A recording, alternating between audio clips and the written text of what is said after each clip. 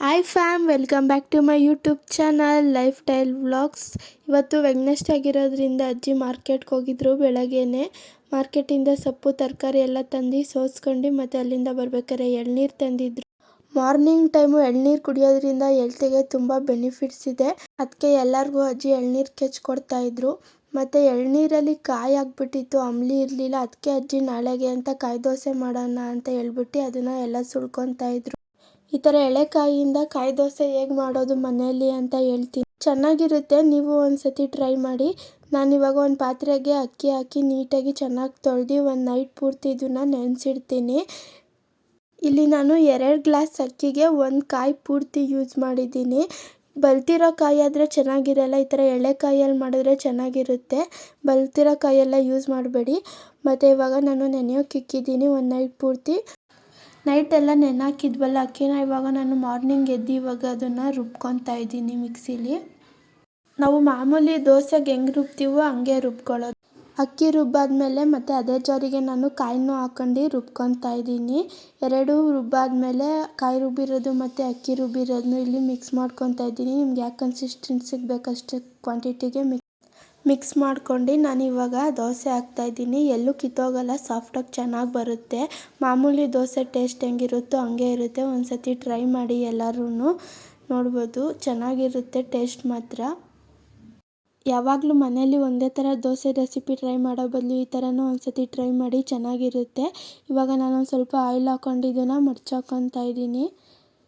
ಚೆನ್ನಾಗಿರುತ್ತೆ, ಎಲ್ಲೂ ಕಿತ್ತೋಗಲ್ಲ ಸಾಫ್ಟಾಗಿ. ಮತ್ತು ಇದಕ್ಕೆ ನಾನು ವೆಜಿಟೇಬಲ್ಸ್ ಗ್ರೇವಿ ಮಾಡಿದ್ದೆ, ಅದೇ ರೆಸಿಪಿ ಇದರಲ್ಲೇ ಆ್ಯಡ್ ಮಾಡಿದ್ದೀನಿ ನೋಡಿ. ಯಾರೆಲ್ಲ ನನ್ನ ಚಾನಲ್ನ ಸಬ್ಸ್ಕ್ರೈಬ್ ಮಾಡಿಲ್ಲ ಪ್ಲೀಸ್ ಸಬ್ಸ್ಕ್ರೈಬ್ ಮಾಡಿಬಿಟ್ಟು ನೋಡಿ. ಇವಾಗ ನಾನು ಕುಕ್ಕರ್ ಇಕ್ಕೊಂಡು ಅದಕ್ಕೆ ಒಂದು ಸ್ವಲ್ಪ ನೀರು ಹಾಕಿ ಅದು ಕುದ್ದಾದ್ಮೇಲೆ ಸ್ವಲ್ಪ ಅರಿಶಿನ ಮತ್ತು ಸ್ವಲ್ಪ ಉಪ್ಪು ಹಾಕಿ ಇವಾಗ ನಾನು ಹಚ್ಕೊಂಡಿರೋ ಅಂತಹ ಹೂಕೋಸನ್ನ ಹಾಕ್ತಾಯಿದ್ದೀನಿ. ಏಕೆಂದರೆ ಹುಳ ಏನಾದರೂ ಇದ್ದರೆ ಬಿಸಿನೀರು ಹಾಕಿ ಈ ಥರ ಕುದಿಸಿದ್ರೆ ಅದೆಲ್ಲ ಏನೂ ಇರಲ್ಲ, ಹೋಗುತ್ತೆ ಅಂತ ಹೇಳ್ಬಿಟ್ಟು. ನೋಡ್ಬೋದು ಮೇಲ್ಗಡೆ ಎಷ್ಟು ಗಲೀಜಿದೆ ಅಂತ ಹೇಳ್ಬಿಟ್ಟು. ಇದು ಒಂದು ಸತಿ ಕುದ್ದಾದ್ಮೇಲೆ ಇದನ್ನು ತೆಗೆದಿಟ್ಕೊಂಡು ಮತ್ತು ನಾನು ಇದಕ್ಕೆ ಕರಿಬೇವು ಸಾಸಿವೆ ಎಲ್ಲ ಹಾಕ್ಕೊಂಡು ಫಸ್ಟು ಒಗ್ಗರಣೆ ಮಾಡ್ಕೊತಾ ಇದ್ದೀನಿ. ಒಗ್ಗರಣೆ ಎಲ್ಲ ಆದಮೇಲೆ ನಾನಿವಾಗ ಇದಕ್ಕೆ ಒಂದು ಸತಿ ಫ್ರೈ ಮಾಡಿ ಇವಾಗ ಈರುಳ್ಳಿ ಮತ್ತು ಟೊಮೆಟೊ ಹಾಕಿ ಮಿಕ್ಸ್ ಮಾಡ್ತಾಯಿದ್ದೀನಿ. ಇದನ್ನು ಅಷ್ಟೇ ಹಸಿ ವಾಸನೆ ಹೋಗೋವರೆಗೂ ಫ್ರೈ ಮಾಡಿ. ಚೆನ್ನಾಗಿರುತ್ತೆ. ಒಂದು ಸತಿ ಇದು ಸಾಂಬಾರು ಪುಡಿ ಹಾಕಿ ಮಾಡ್ತಿರೋದು, ಇದು ಒಂಥರ ಡಿಫ್ರೆಂಟ್ ರೆಸಿಪಿ. ಮತ್ತು ಇವಾಗ ನಾನು ವೆಜಿಟೇಬಲ್ಸ್ ಎಲ್ಲ ಹಾಕಿ ಮತ್ತು ಫ್ರೈ ಮಾಡ್ಕೊತಾ ಇದ್ದೀನಿ, ಇನ್ನೊಂದು ಸತಿ ಮಿಕ್ಸ್ ಮಾಡ್ಕೊಂಡು. ಕೊನೆವರೆಗೂ ನೋಡಿ, ನಿಮಗೆ ಯೂಸ್ಫುಲ್ ಆಗುವಂತಹ 8 ಟಿಪ್ಸ್ ಹೇಳಿದ್ದೀನಿ ವಿಡಿಯೋದಲ್ಲಿ ಒಂದು. ಇವಾಗ ಅದೆಲ್ಲ ಮಿಕ್ಸ್ ಆದಮೇಲೆ ನಾನು ಇವಾಗ ಕೋಸನ್ನ ಹಾಕ್ಕೊತಾ ಇದ್ದೀನಿ, ಬೇಯಿಸಿಕ್ಕಿದ್ವಲ್ಲ ಅದನ್ನು. ಇವಾಗ ಒಂದು ಸ್ವಲ್ಪ ಬಟಾಣಿನೂ ಆ್ಯಡ್ ಮಾಡ್ತಾ ಇದ್ದೀನಿ ಇದಕ್ಕೆ.